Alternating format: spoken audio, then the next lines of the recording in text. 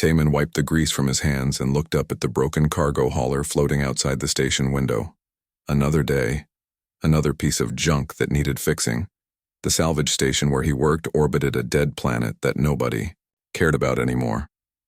Most days were quiet here at the edge of space where broken ships came to die. He picked up his coffee cup and walked to the main observation deck.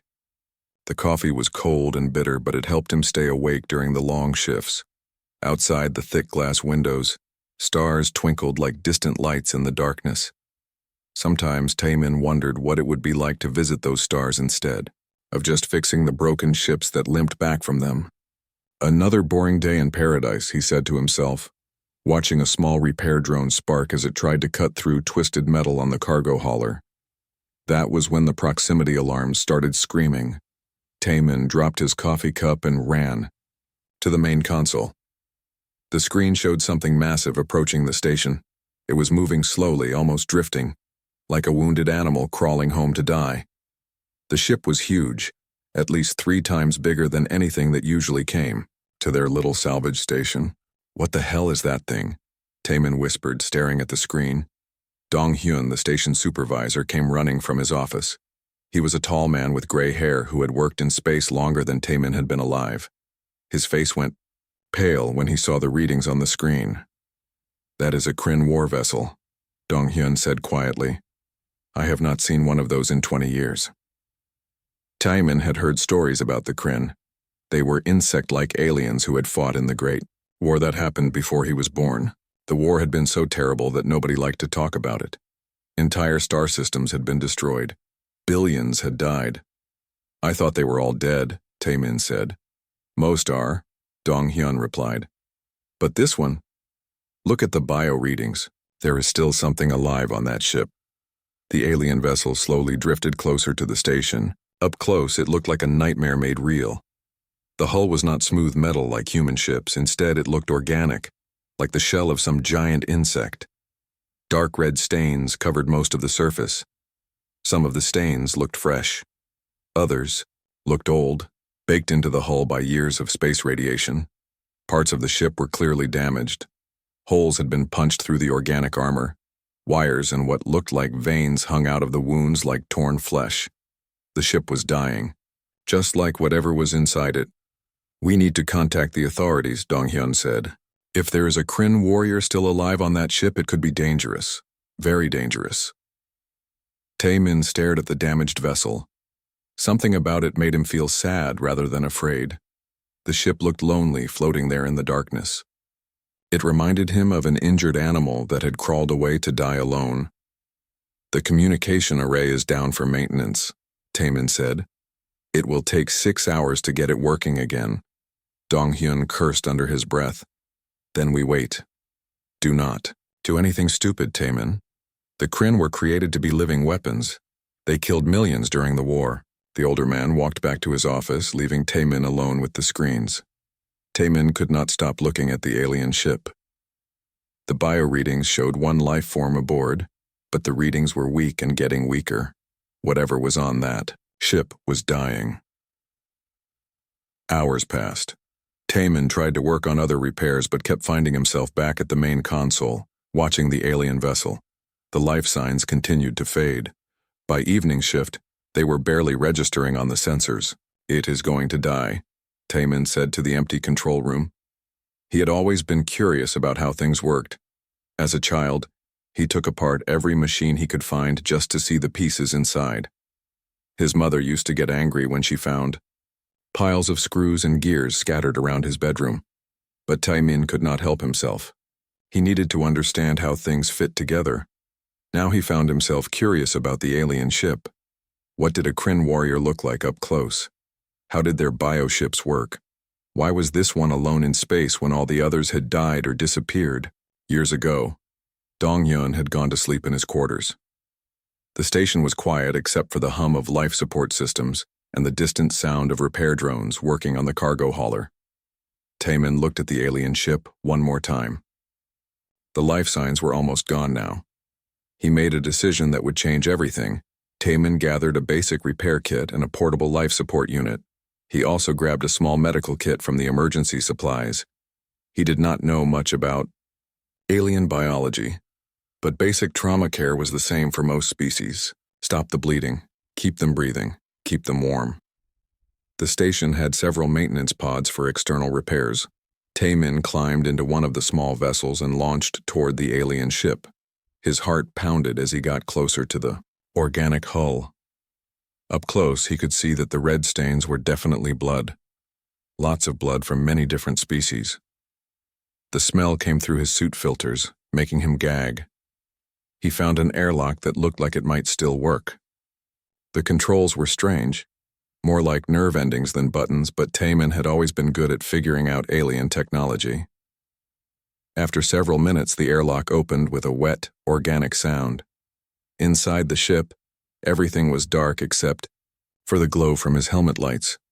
The corridors looked more like the inside of some giant creature than a spacecraft. The walls pulsed slowly, as if the ship had a heartbeat. The air was thick and humid, filled with the smell of decay and old blood. Taemin followed the life sign readings deeper into the ship. The readings led him to what might have been a command center or living quarters. His lights illuminated something that made him stop breathing. In the center of the room, surrounded by biomechanical controls that looked like a fusion of machine and living tissue, sat the largest creature Taemin had ever seen. It was easily 3 meters tall, covered in dark chitin armor that looked like it had grown from its body. Its arms ended in claws that could slice through steel. Its head was insect-like but somehow intelligent, with compound eyes that reflected his helmet lights. The creature was covered in blood, fresh blood mixed with old stains that had turned brown with age. Some of the blood was clearly its own, leaking from wounds that would not heal properly. The creature's breathing was labored and shallow. As Taemin watched, the alien warrior slowly turned its head toward him. Their eyes met across the dim space. For a moment, neither moved. Then the creature spoke in a voice like grinding metal.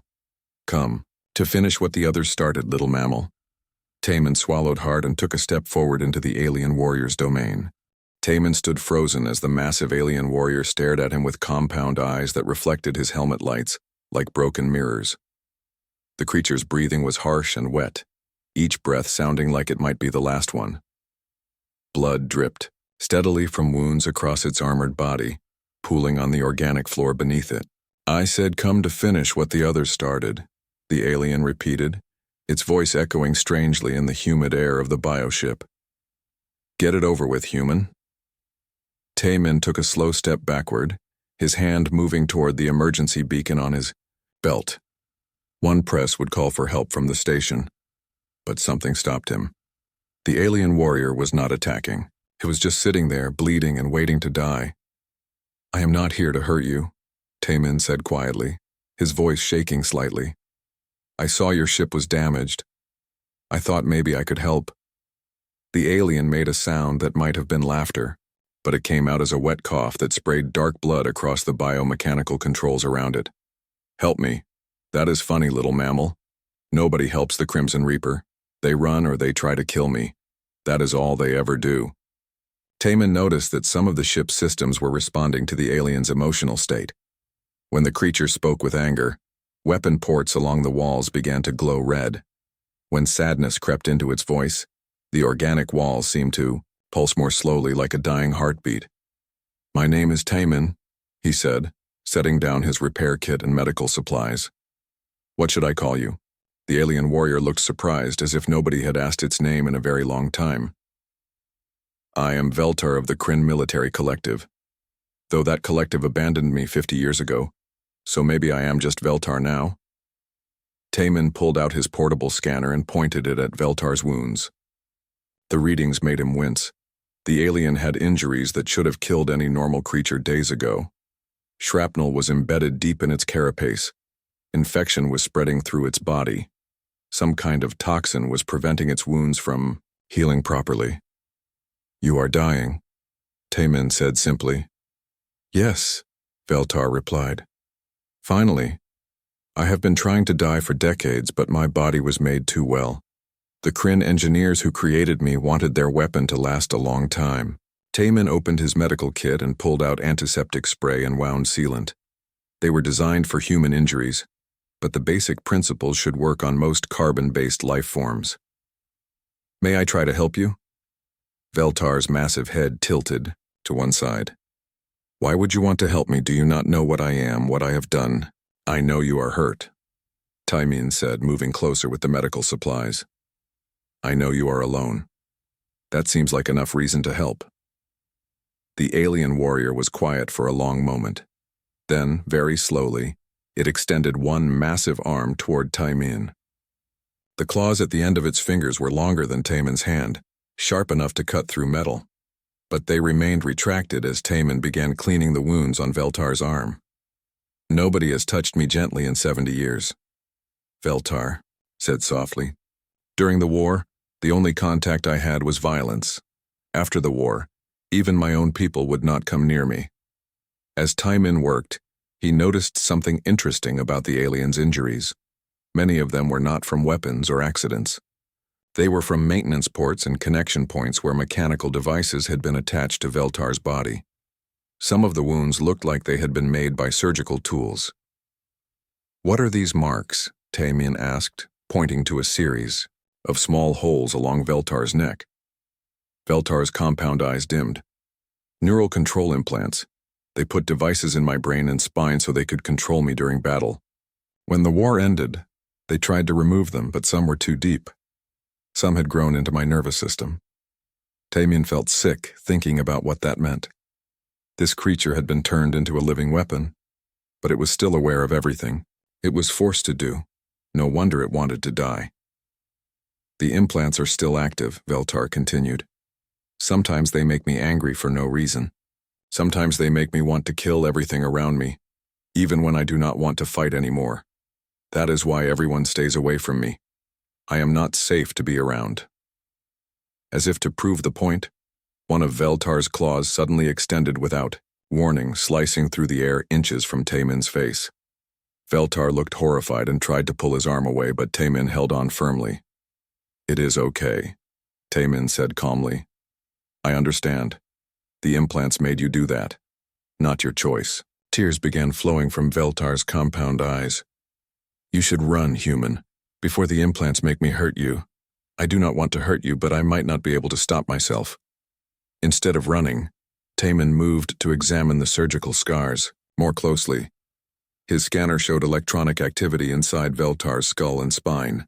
The implants were still sending signals, still trying to control the alien warrior's actions. What if we could remove them? Taimin said. The implants. What if we could take them out? Veltar shook his massive head. Impossible. The Kryn medical teams tried for years. The implants have grown into my brain tissue. Removing them would kill me. Maybe, Taimin said, studying the scanner readings. But you are dying anyway, and I'm pretty good at taking things apart to see how they work. While they talked, Taimin continued cleaning and sealing Veltar's wounds. The alien warrior began to relax as the immediate pain lessened. The ship's weapon system stopped glowing, and the walls returned to their normal slow pulse. Why are you doing this? Veltar asked. You could have called for help. Your people would send ships to destroy me. It would be safer for everyone. Taimin thought about that as he worked. Why was he helping a creature that the entire galaxy feared? Maybe it was because Veltar reminded him of broken machines that everyone else had given up on. Taimin had always believed that anything could be fixed if you understood how it worked and cared enough to try. Because you asked me not to finish what the others started, Taimin said. That tells me you do not want to be a weapon anymore. Maybe you never wanted to be a weapon at all. Veltar was quiet for a long time. When he finally spoke, his voice was barely a whisper. I used to build things before the war. I was an engineer. I designed ships and habitats and beautiful things that helped my people live better lives. Then the war came, and they changed me. They made me into something that could only destroy. Taimin finished sealing the last of the immediate wounds and sat back.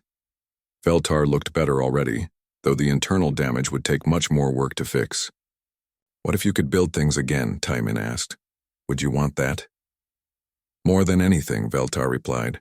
But the implants will never let me. They were designed to make me fight. That is all I can do now.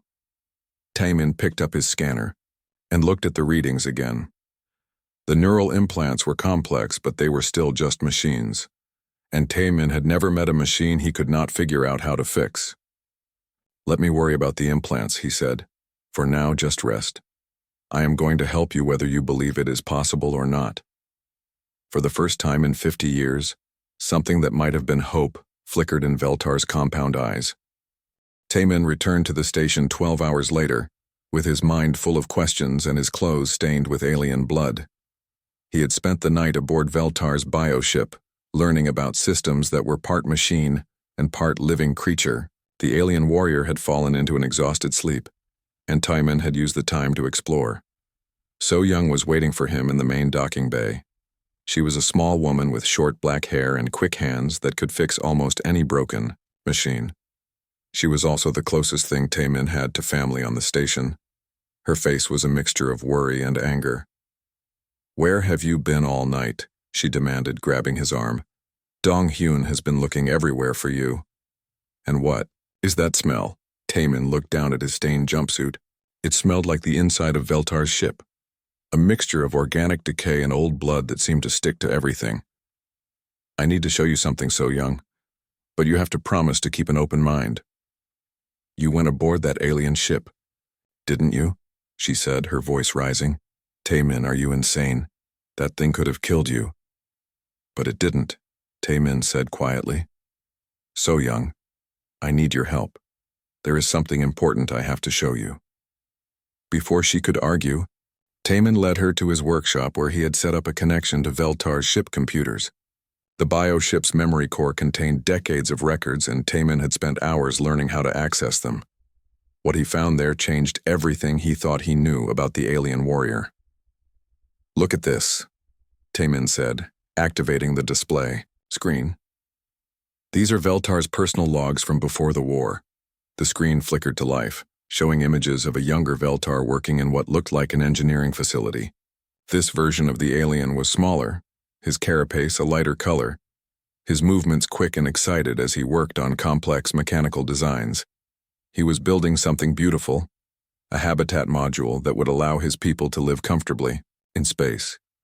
He was an engineer, So Young said softly, watching the alien in the recording test his creation with obvious pride. "He built things." "Keep watching," Taemin said, advancing the recordings. The next series of logs showed the beginning of the war. Enemy fleets had appeared in Kryn space without warning, attacking civilian colonies. The Kryn military needed weapons, and they needed them fast. They came to their best engineers and asked them to volunteer for a special program. Veltar had volunteered, thinking he would be designing weapons and ships. Instead, the recording showed him strapped to a medical table while Kryn scientists attached devices to his brain and spine. They were turning him into a living weapon, fusing his consciousness with combat programming that would make him the perfect killer. The worst part was that Veltar remained fully aware during the process. He could see what they were doing to him, but the neural implants prevented him from resisting. His own body was no longer under his control. "They made him watch," So Young whispered, her hand covering her mouth. He was conscious the whole time they turned him into a monster. The later recordings were harder to watch. They showed Veltar in battle, his body moving with deadly precision, while his mind screamed silently inside his own skull. The combat.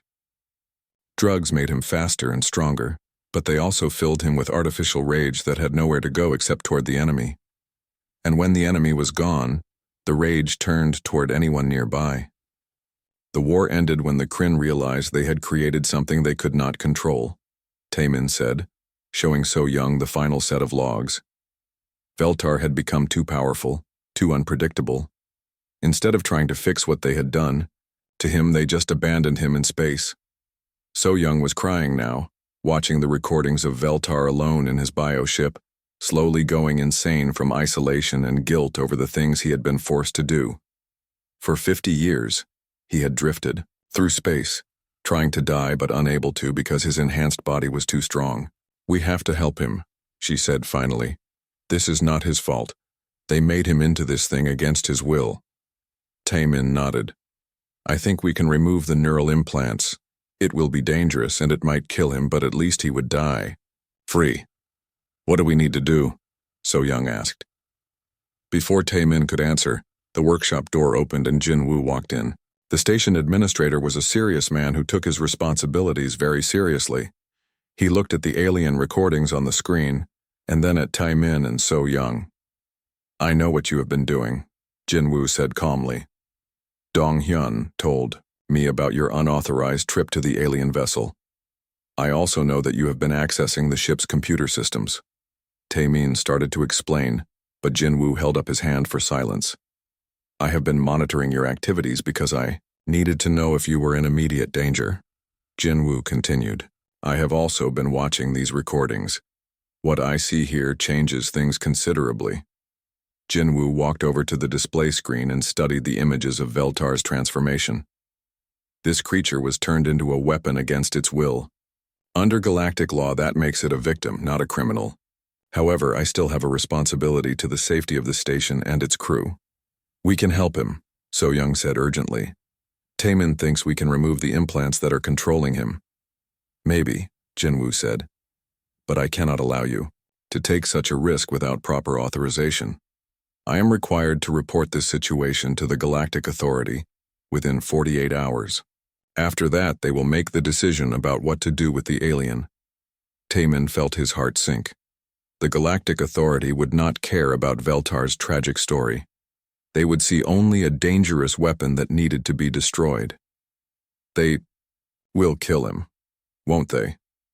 Most likely, Jin-woo said sadly.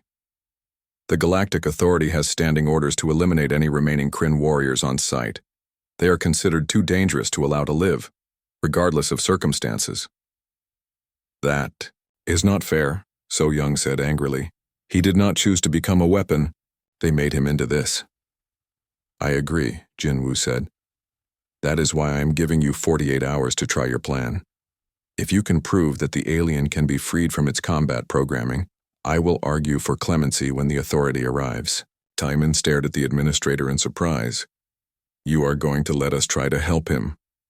I am going to pretend I do not know what you are doing for exactly 48 hours, Jin-woo said carefully. After that, I will have no choice but to report the situation. Use the time wisely. As Jin-woo left the workshop, Tae-min and So Young looked at each other with a mixture of hope and terror. They had 2 days to accomplish something that Kryn medical teams had failed to do for years. They had to free Veltar from the neural implants that controlled his mind. Where do we start? So Young asked. Tae-min was already pulling up detailed scans of Veltar's neural implants on the screen. The devices were incredibly complex, grown into the alien's brain tissue like electronic parasites. But they were still machines, and every machine had a weakness. We start by figuring out how to take these things apart without killing him, Tae-min said, and we better work fast. Time is running out. Outside the workshop windows, Veltar's bioship continued to drift in the darkness, its hull pulsing, slowly, like a dying heart. Inside that ship, an alien warrior waited to learn if he would finally be free, or if he would die as the monster others had made him become. The clock was ticking.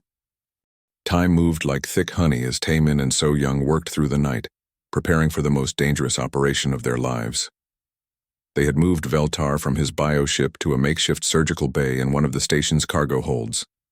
The space was not designed for medical procedures, but it was the only area large enough to accommodate the massive alien warrior. Veltar lay on a platform made from several cargo containers welded together. His breathing was shallow and rapid, partly from pain and partly from fear. The neural implants in his skull were reacting to his stress, sending random signals that made his claws extend and retract without warning. I am scared, Veltar admitted quietly as Tae-min attached monitoring equipment to his carapace. I have not been scared in decades. The combat programming usually blocks fear, but it seems to be failing. Being scared is normal, So Young said, gently, checking the alien's vital signs. It means you are still yourself underneath all that programming. Hyejin, the station's medical officer, had joined their small team after seeing the recordings of Veltar's transformation. She was a quiet woman with steady hands and a strong sense of right and wrong. She had spent the last day studying Kryn physiology and learning how their nervous systems worked. The implants are integrated deeper than I initially thought, she said, reviewing the latest scans. Some of them have grown root-like extensions into his brain tissue. Removing them will require extreme precision. Taman studied the three-dimensional map of Veltar's skull that appeared on the scanner screen. The neural implants looked like metallic spiders wrapped around the alien's brain and spinal cord. Thin wires connected them to other devices throughout his body, creating a network of electronic control that overrode his natural nervous system. The primary control node is here, Taimin said, pointing to a large implant at the base of Veltar's skull. If we can disconnect that one first, it should reduce the signal strength to the others. But disconnecting it might also kill him, Hai-Jin warned. That implant is regulating his heart rate and breathing. Without it, his enhanced metabolism might crash. Veltar's compound eyes focused on Taman. Do it anyway. If I die during the procedure, at least I will die as myself instead of as their weapon. They had been working for 30 hours straight when the first implant came loose. Taman used a combination of micro-tools and organic solvents to carefully separate the device from Veltar's brain tissue. The moment the connection broke, Veltar screamed in agony and his entire body convulsed. His vital signs are spiking, Hai-Jin called out, watching the monitors. Heart rate at 200 and climbing. Hold him steady, Taman said, continuing to work on the implant. The pain means it is working. The device is losing its grip on his nervous system. As the implant came free, something amazing happened. For the first time in 70 years, Veltar felt pain without artificial rage following it. The agony was terrible, but it was clean and honest.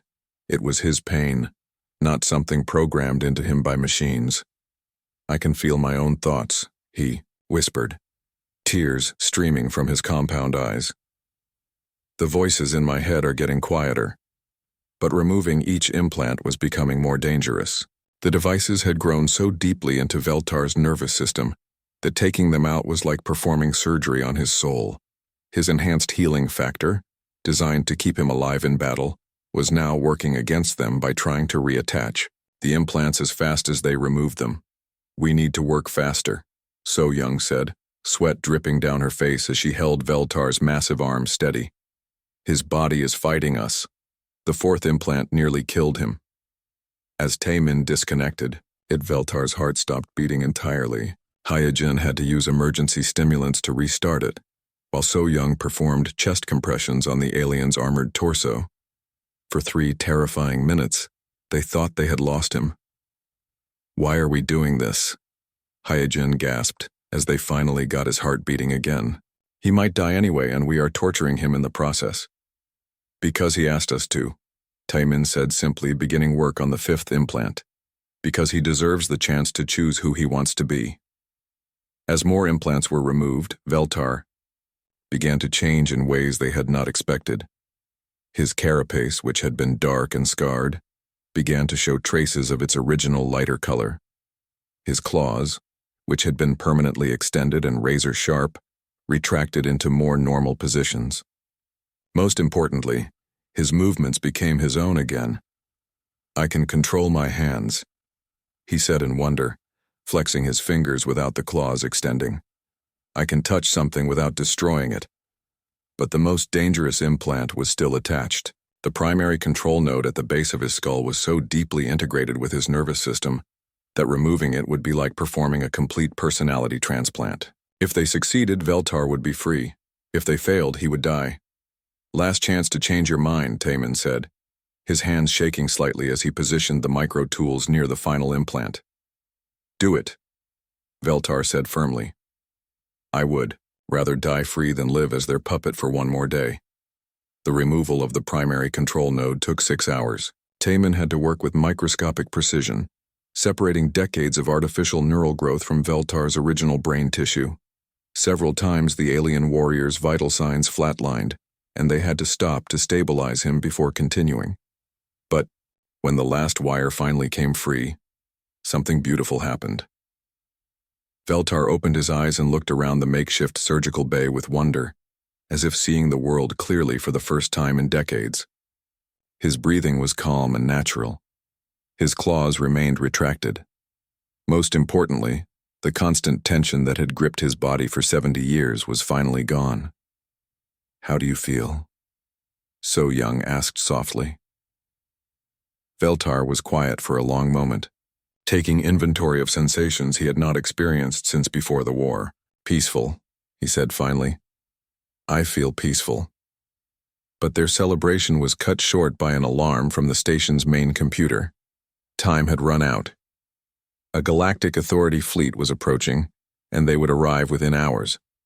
"We need to get you back to your ship," Taemin said urgently. "Maybe we can hide you until they leave." "No," Veltar said, slowly sitting up on the surgical platform. "I will not hide anymore. If they want to judge me for what I was forced to do, then let them see who I choose to be now." Yejin was monitoring his vital signs and looked concerned. "The removal process has damaged many of your enhanced systems. Your accelerated healing is failing. Your enhanced strength is diminishing.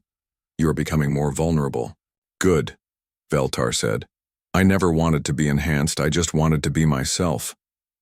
But being himself now meant he was dying. Without the implants to regulate his enhanced metabolism, his body was slowly shutting down. The alien warrior who had survived impossible battles and devastating injuries was finally succumbing to wounds that should have killed him decades ago. "There might be a way to save you," Taemin said, studying the bioship's technical specifications. "Your ship contains medical technologies far more advanced than ours. If we could adapt them to work with your natural biology instead of your enhanced systems, then I could live," Veltar said, understanding immediately. "But not as a weapon. As an engineer again." Outside the cargo hold, they could see the lights of the approaching Galactic Authority fleet growing brighter against the stars. Soon they would have to face judgment for what they had done. But for now, they had given Veltar something more precious than life itself. They had given him back his choice. The Galactic Authority fleet arrived like a storm of metal and fire against the black canvas of space. 12 ships from different species, all united by their fear of what they thought they would find. The lead vessel was a hegemony dreadnought, its hull bristling with weapons designed to crack planets. Behind it came destroyers and cruisers, enough firepower to turn the small salvage station into glowing debris. Commander Zak Thul of the hegemony stood on the bridge of his flagship, staring at the readings from the alien bioship. He was a tall reptilian being with scales that shifted color based on his emotional state. Right now, those scales showed deep red patterns that meant anger and determination. "Confirmed biosignatures aboard the Kryn vessel," his tactical officer reported. "1 alien life form and 3 humans. The humans are inside the warship," Zak Thul said, his voice carrying the weight of absolute authority. "They have been compromised. We will destroy the vessel and everything around it to contain the threat." Back on the station, Taemin watched. The fleets approached through the cargo hold's observation window. Each ship that appeared made their situation more hopeless. There would be no negotiating with a force that size. The Authority had come to eliminate a threat, not to listen to explanations. "I should surrender myself," Veltar said weakly from his makeshift bed. The removal of his neural implants had left him barely able to stand, but his mind was clearer than it had been in decades. "Maybe if I give myself up, they will spare you and your station." "No," So Young said firmly. "We did not go through all this just to hand you over to be executed." Hyejin was monitoring the communications channels, listening to the fleet's tactical discussions. "They are not planning to take prisoners," she reported grimly.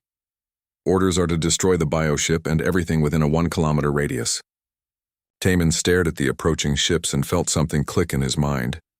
It was the same feeling he got when looking at a broken machine, seeing not what it was, but what it could become with the right modifications. "What if we could show them that you are not a threat anymore?" he said to Veltar. "What if we could prove that you have changed?" "How?" Veltar asked. "They will not listen to words. They only understand actions." Taemin's eyes moved to the bioship floating nearby. Even damaged and dying, it was still the most advanced piece of biotechnology he had ever seen. The ship's systems were designed to respond to Veltar's neural commands, adapting and changing based on his needs and intentions. Your ship, Taman said excitedly.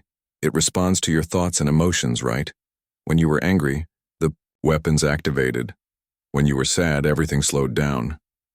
Yes, Veltar said. The ship is part of me. It reflects what I am feeling. Then show them who you are now, Taman said. Use the ship's systems to demonstrate that you are no longer a weapon. Working together, they began the most ambitious engineering project of their lives. Using Veltar's intimate knowledge of biomechanical systems and Taman's understanding of conventional technology, they started converting the warship into something completely different. The weapons systems were the first to go. Taman and So-Young physically disconnected the plasma cannons and missile pods, while Veltar used his neural link to reprogram the ship's biological components. Instead of targeting enemies, the sensors began scanning for damaged ships and injured crew members. The weapon ports are becoming medical bays, Veltar said in amazement as his ship responded to his peaceful intentions. The organic hull began reshaping itself, creating spaces designed for healing rather than killing. I can feel the ship's purpose changing. Min-Ho, the station's communications officer, had been monitoring the Authority fleet's transmissions. They are preparing to fire, he reported urgently. Weapons charging on all ships. Broadcast what we are doing, Taman ordered. Show them the transformation. Min-Ho activated every communication array the station had, sending live video feeds of the bioship's conversion to the Authority fleet. The alien vessel's hull was visibly changing, armor plates retracting to reveal medical scanning equipment and repair facilities. On the hegemony dreadnought, Commander Zakthul stared at the transmissions in disbelief. What are they doing to the warship? Sir, the bioship's weapon signatures are disappearing, the tactical officer reported. Offensive capabilities dropping to 0 across all systems. It could be a trick, Zakthul said, but his scales had shifted to yellow patterns that indicated confusion and uncertainty. Kryn technology is capable of rapid reconfiguration. The transformation accelerated as Veltar put all his remaining strength into reshaping his ship. The predatory hull that had once inspired terror across a dozen star systems was becoming something entirely new. Medical bays expanded where weapon storage used to be. The ship's biomechanical systems, once designed to hunt and kill, began producing healing compounds and surgical tools. I can feel it changing, Veltar said, his voice filled with wonder. The ship is not hungry anymore. It wants to help instead of hurt. But the conversion was taking everything he had left. Without the neural implants to regulate his enhanced metabolism, Veltar's body was failing rapidly. Each change he made to the ship drained more of his remaining life force.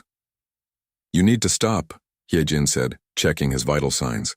Your heart is barely beating. Not yet, Veltar gasped. Almost finished. The final change was the most dramatic. The bioship's central nervous system, which had once processed targeting data and battle strategies, began generating something completely different. Medical databases, repair protocols, emergency response procedures. The ship that had once been a perfect killing machine was becoming a perfect healing machine. As the transformation completed, Veltar collapsed. His massive body went limp on the makeshift surgical table, his breathing so shallow it was barely detectable. He is dying, So-Young said, tears streaming down her face. The effort killed him, but outside the cargo hold, something miraculous was happening. The bioship, now fully converted, was sending out healing signals to everything around it. Damaged systems on the station began repairing themselves. Injured crew members felt their pain lessening. Even the space around the ship seemed cleaner and more peaceful. On the hegemony dreadnought, every sensor was recording the impossible transformation.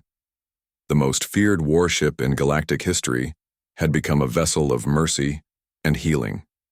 Its very presence was making everything around it better instead of worse. Sir, the tactical officer said quietly, I am detecting no offensive capabilities whatsoever.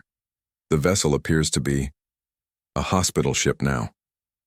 Commander Zakthul stared at the readings for a long time, his scales slowly shifting to blue patterns that indicated deep thought. Finally, he activated the fleet-wide communication system. "All ships, stand down from attack posture," he ordered. "We are going to get some answers before we make any permanent decisions." Back on the station, Veltar's eyes fluttered open one last time. He could see his transformed ship through the observation window, its hull glowing with soft healing light, instead of the harsh red glow of weapons. "It is beautiful," he whispered. "I finally built something beautiful again." Then his eyes closed, and the greatest warrior in galactic history died peacefully, surrounded by the humans who had helped him remember who he really was. 1 year later, the ship that had once been called the Crimson Reaper drifted silently through the debris field of an ancient battle. Its hull, now gleaming with the soft blue-green glow of healing bioluminescence, moved carefully between the wreckage of destroyed vessels. Inside the ship's converted medical bays, rescue teams worked tirelessly to save survivors who had been trapped in the wreckage for days. Taimin stood in what had once been the ship's primary weapons control center, now transformed into the most advanced medical facility in known space. He watched through the organic viewing ports as rescue drones, grown from the ship's own biomechanical systems, carefully extracted injured crew members from twisted metal.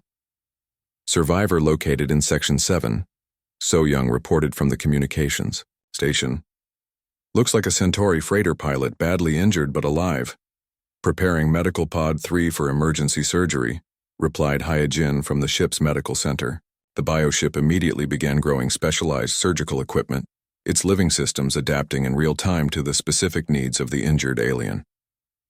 The ship they now called the Mender had become legend throughout the galaxy, though not the kind of legend Veltar had been forced to create during the war. This was a legend of hope and second chances.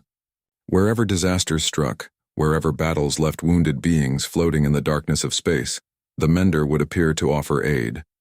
It had not been easy to convince the Galactic Authority to let them keep the converted bioship. "Commander." Zakthul had spent weeks studying the vessel, trying to find any trace of its former weapon systems.